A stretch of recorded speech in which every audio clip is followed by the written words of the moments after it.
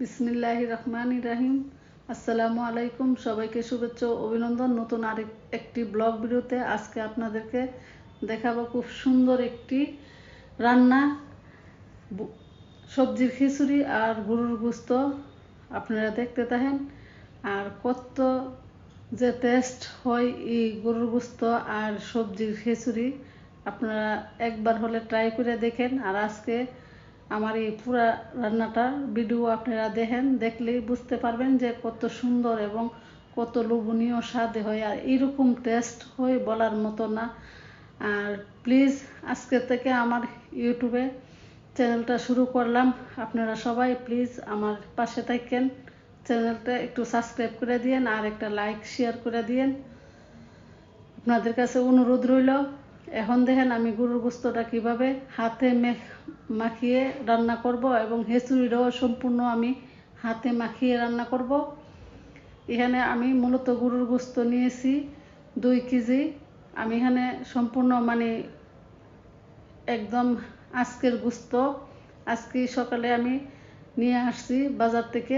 আনার পরে আমি এই জন্য হাতে মেখে রান্না করব। রান্নাটা খুবই টেস্টি হয় এবং খুবই মজা হয় এভাবে গরুর গোশত হাতে মেখে রান্না করলে।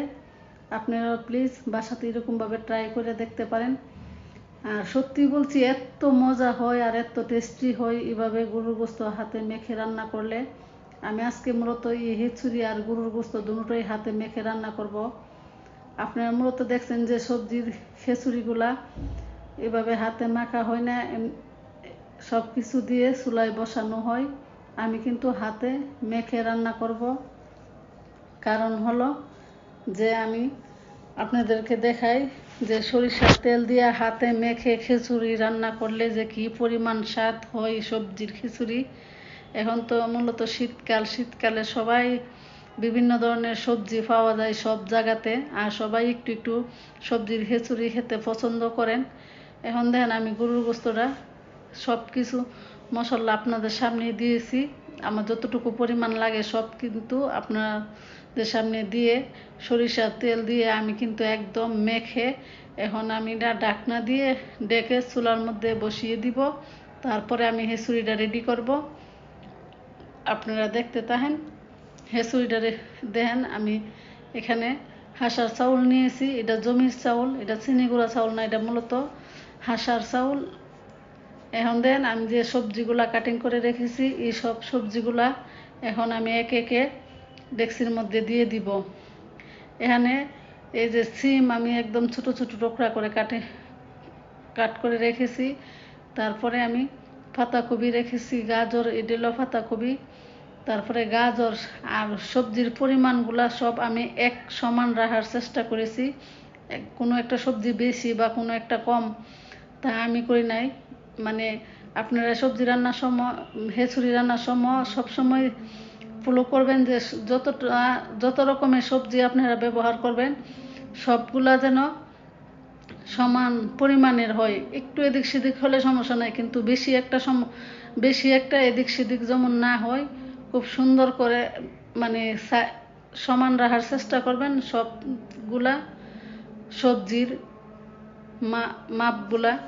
এখন দেখেন সব 3-4 রকমের সবজি দিয়েছি। এখন আমি আলুটা দিয়েছি আর টমেটোটা আমি বিচি ছাড়িয়ে ছোটো ছোটো টুকরা করে কাট করে রেখেছি। এটা আমি সাইড করে রেখেছি, এটা আমি মূলত পরে দিব।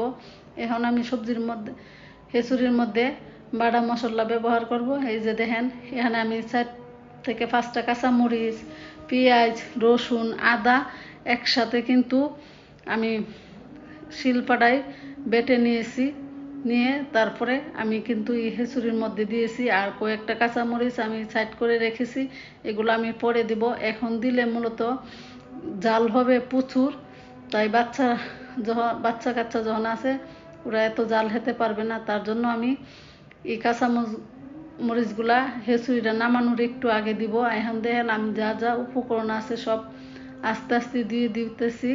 তারপরে আমি সরিষার তেল দিয়ে দিব, পরে বাগারও দিব। পরে বাগারটা কিভাবে রেডি করি আর কিভাবে দেই আপনারা দেখতে পারবেন। এই যে আমি হলুদ দিয়ে দিলাম, লবণ, হলুদ যতটুকু দেওয়ার আমি দিয়ে দিতেছি। এখানে আমি শুকনা মরিচের পাহি ব্যবহার করব না, কারণ খিচুড়ির মধ্যে শুকনা মরিচের পাহি ব্যবহার করলে খিচুড়ির টেস্ট কিন্তু সঠিক আসে না। এখানে আমি কিন্তু একটু জিরা বাটাও দিয়ে দিয়েছি। দেওয়ার পরে এখন আমি সরিষার তেল দিয়ে দিব। সরিষার তেল দেওয়ার পরে আমি কিন্তু ডাল দিয়ে দিব। ডালটা দিয়ে পুরাটা সবজি আমি মেখে নিব। আর এই মূলত খিচুড়ি আর এই গরুর গোস্ত আজকে আমার বাসার মধ্যে আমরা সবাই মিলে এটা খিচুড়ি আর গরুর গোস্তের পিকনিক করলাম। সবারই মানে আবদার ছিল যে আপনি একটু সবজির খিচুড়ি করেন আর গরুর গোস্ত দিয়ে আমাদেরকে রান্না করে খাওয়ান, যেহেতু বাসাত মেহমানও আছে, আমরাও আছি প্রায় 8-9 জন মানুষের মতো। সবারই একটাই আপনি আপনার হাতে মেখে সবজির খিচুড়িটা করেন, এটা অনেক টেস্ট লাগে খেতে। এই যে দেখেন ডাল দেওয়ার পরে আমি কিন্তু উপর থেকে নিচ পর্যন্ত সম্পূর্ণটা খিচুড়ি একদম মেখে নিব ভালো করে। ঘষে ঘষে সবগুলা আমি একবারে মেখে নিতেছি। যে দেখেন উপর থেকে নিচ পর্যন্ত আমি একদম চটকে চটকে খিচুড়িটা মাখানোর পরে আমি কিন্তু ডেকচি ভরে পানি দিয়ে দিব, দিয়ে তারপরে চুলায় বসিয়ে দিব। আর এই খিচুড়ির পরিবেশনের অনেক মজা হবে, কারণ যেহেতু গরম মানুষ আছে, আত্মীয় আছে, তারপরে আমরা নিজেরা আছি। আর সবারই আমার কাছে এই আবদারটা ছিল সবজির খিচুড়ি করো আর গরুর গোস্ত করো। এই গরুর গোস্ত আর সবজির খিচুড়ি অনেকটা মজা। আর আপনাদেরকে বলি, এই যে দেখেন আমি হাত ধুয়ে কিন্তু এখন পানি দিয়ে দিতেছি। আমি কিন্তু এখন পুরাটা এই যে এই পানি দিয়ে চুলায় বসিয়ে দেব। এই যে দেখেন পাহাড়টা কিন্তু আমার গরুর গোস্তটা কষানো হয়ে গেছে। কষানোর পরে কিন্তু আমি আলু দিয়ে দিয়েছি, কয়েকটা আলু দিব, যেহেতু এটা সবজি সাথে খিচুড়ির সাথে খাওয়া হবে, তার জন্য আমি কয়েকটা আলু দিয়ে দিলাম। দিয়ে এখন ডেকে দিব। এই যে ঢাকনা দিয়ে ডেকে দিলাম। ডেকে দেওয়ার পরে এই যে দেখেন পরিবেশনটা খিচুড়ি এবং